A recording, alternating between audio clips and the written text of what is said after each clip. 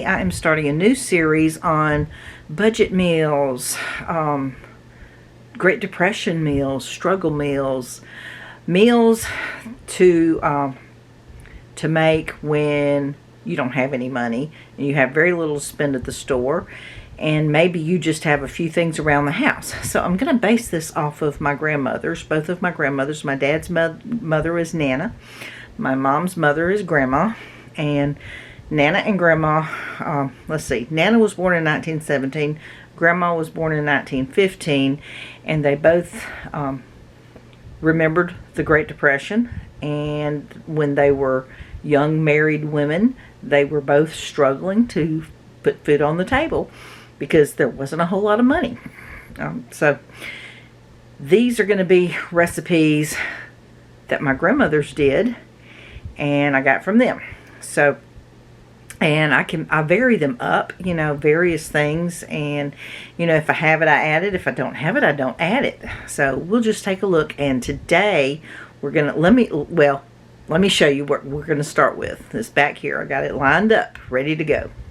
Today we're making black-eyed peas, and then I'm going to make cornbread. I don't have the cornbread ingredients out, but that will be later because I'm going to cook this in my Ninja. My grandmothers did not have this.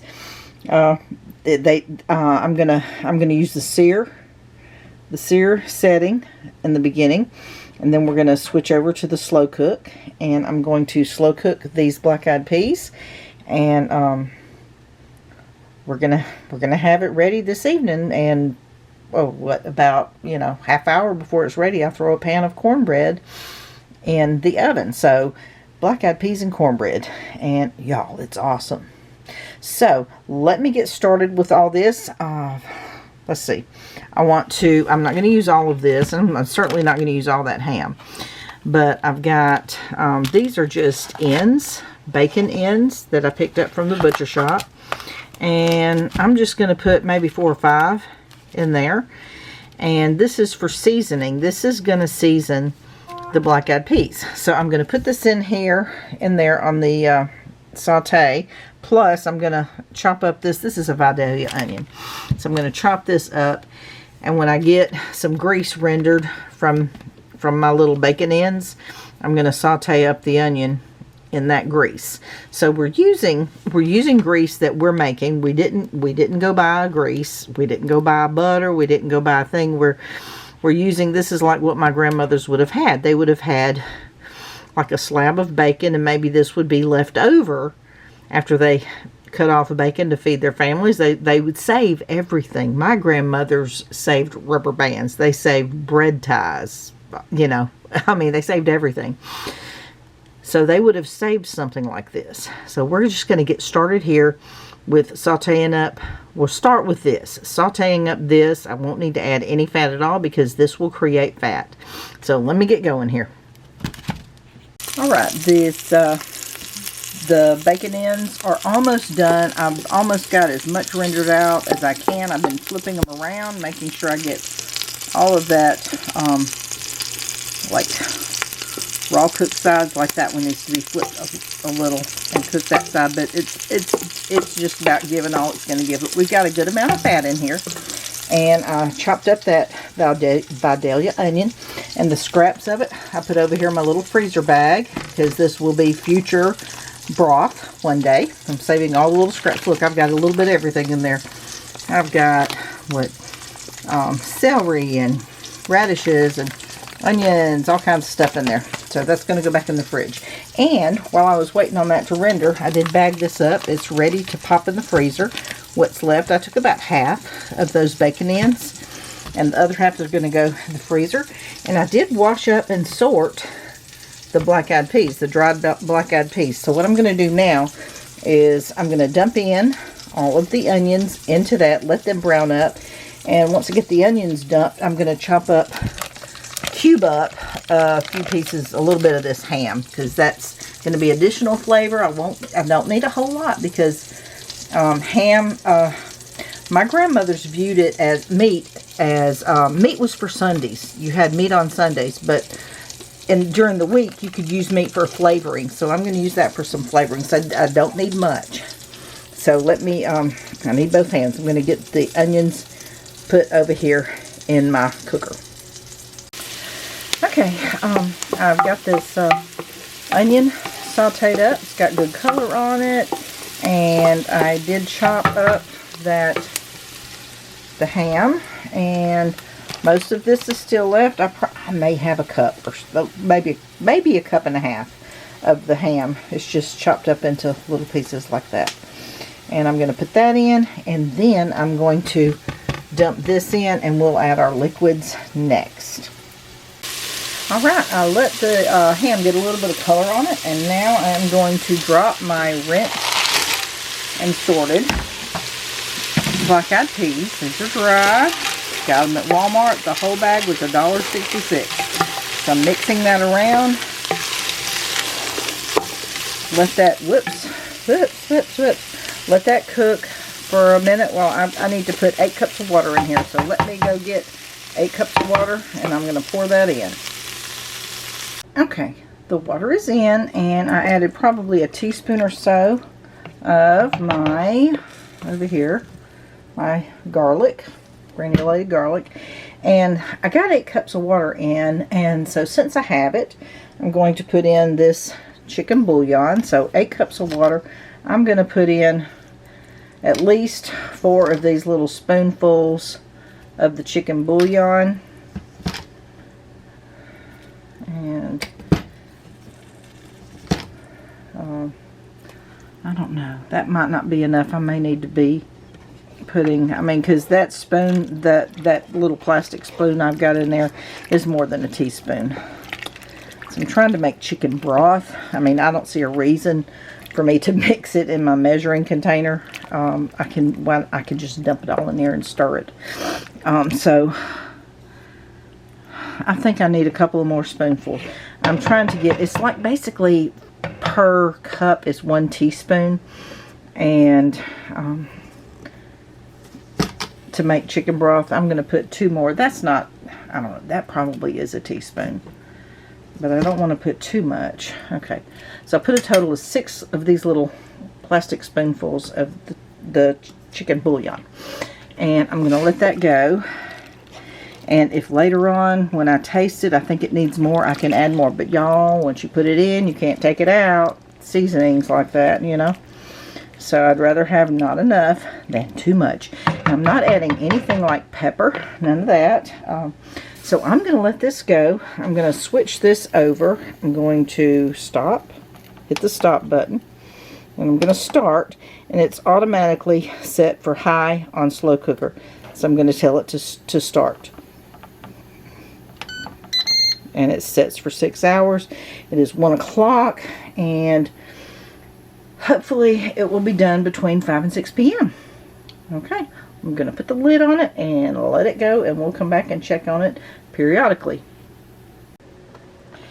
Okay, the next thing I need to do is cornbread. So I've got the oven preheating over here to got it preheating to 425 degrees. I got my Nana's iron skillet, and I'm going to, what I'm going to do is just put a little splash of oil in the bottom. I'm just using what I have, which is vegetable oil. And I don't want it to stick or anything. And this will be plenty. That just does coat the bottom, but once it heats up, it will kind of spread. And when I put the cornmeal mixture over into it, it'll go up the sides, and it'll be fine. It'll be fine. That's more than enough oil for that. Let me get this in the oven just a second.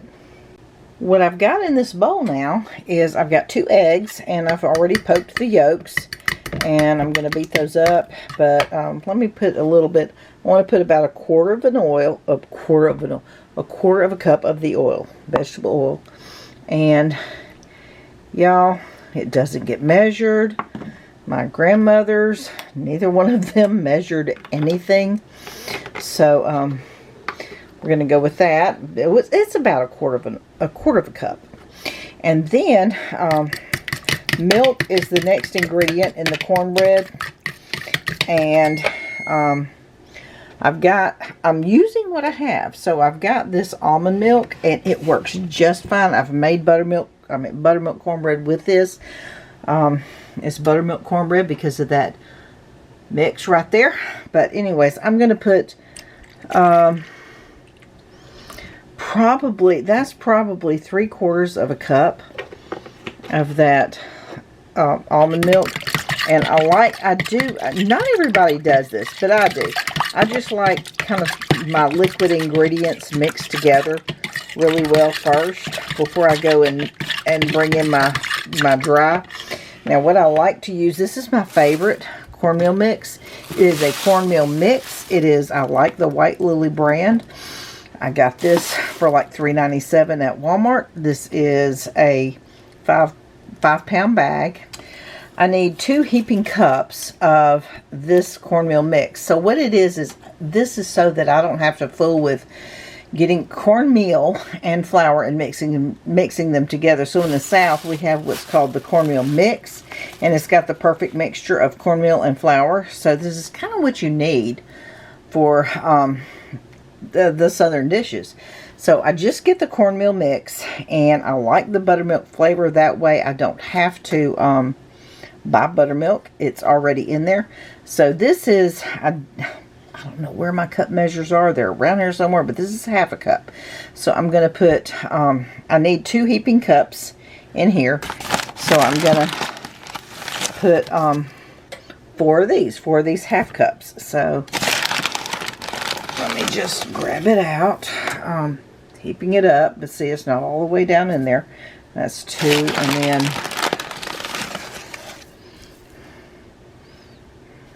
okay, 1 more.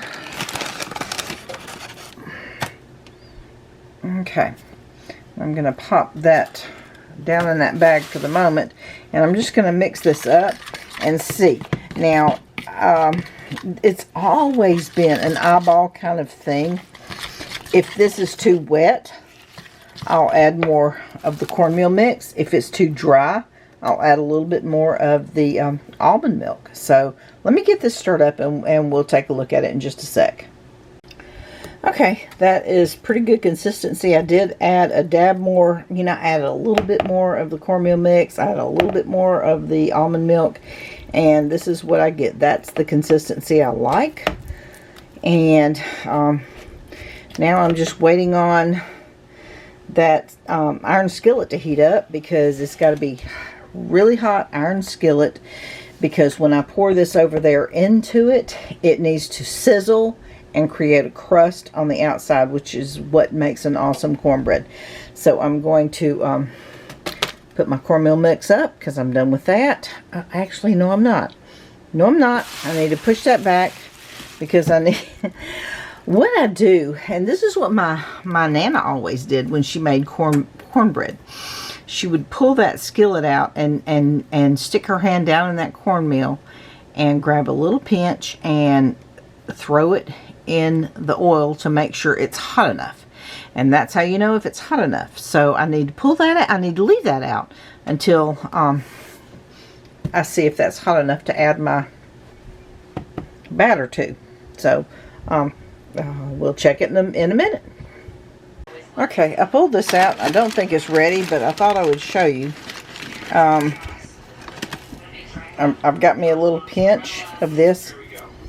Yeah, see, no sizzle, no sizzle.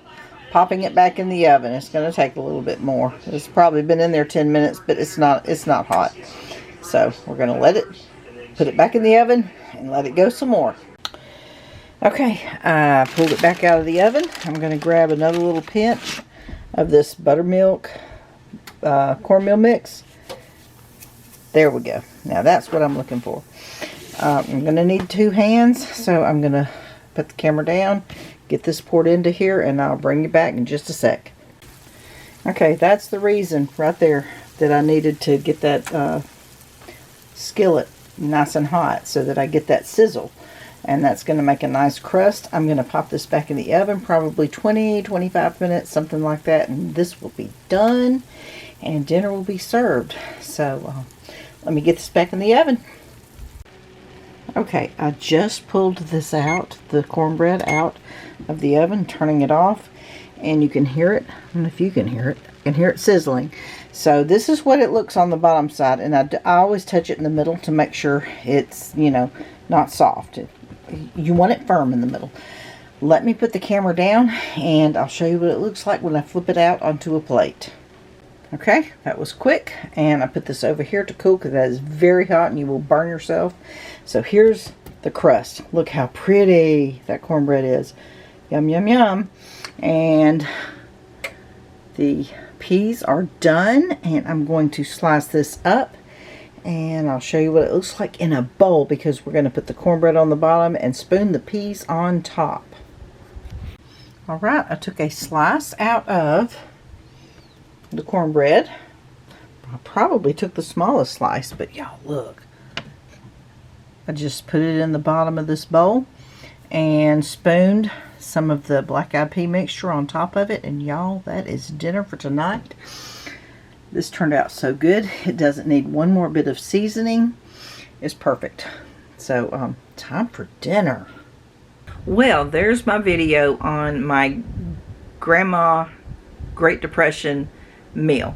It's I'm gonna make this a series, so be watching more coming soon, but this is the kind of thing I like to fall back on when, you know, it's a tight month.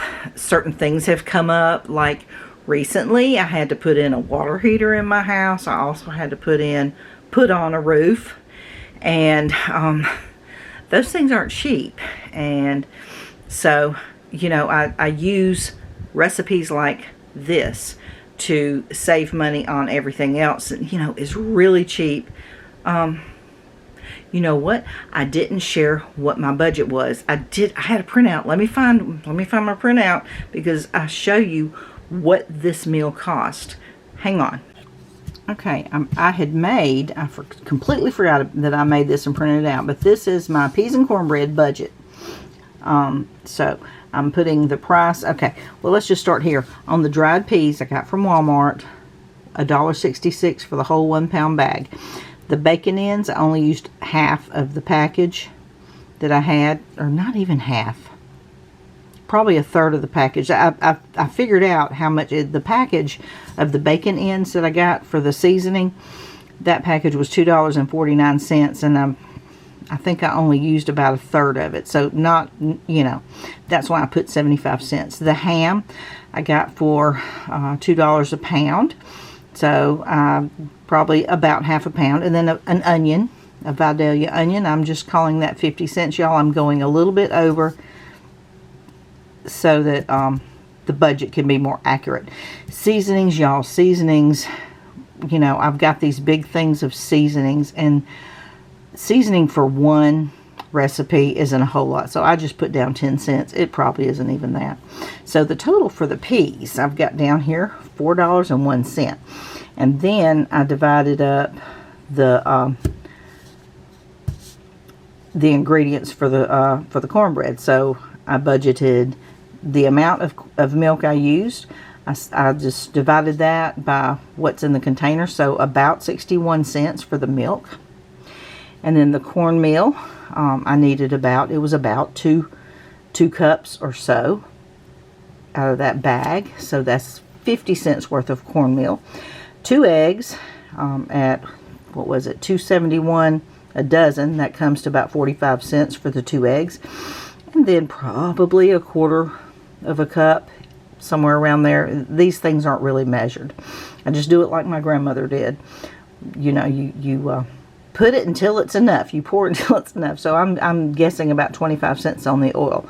So the batch of cornbread came to less than $2, $1.81. And when I add the peas and the cornbread up, we're at $5.82. So less than $6 for all that food. And if it's 8 servings, that is 65 cents a serving. If it's only 6 servings, 8 servings, if you know, that was going to be a side dish and you had something else to go with it. 6 servings, if all you're having is the peas and cornbread, that's 6 servings. And still, I mean, 8 servings or 6 servings, you're still less than $1 a serving. whether you have a little, like a normal serving or a big serving, because it's the whole dish. And it is filling. It is filling. So yeah. So basically, we're going to round this up. $6 for that whole batch of peas and cornbread, and that's a meal. For, you know, a meal with leftovers, so you can probably have it for, and depending on how big your servings are, 2 to 3 days worth of a meal. So good deal. Okay, so there is there's the figures. This was a really cheap meal, and it's so good. It is so good. It is a classic Southern dinner, Southern meal, and it's what a Southern grandma puts on the table in the Depression time when she wants to fill bellies and everybody is satisfied and full, and you can eat all you want because it's so cheap. But anyways, that's it for this peas and cornbread video, and I'll see y'all later. More coming soon. Bye.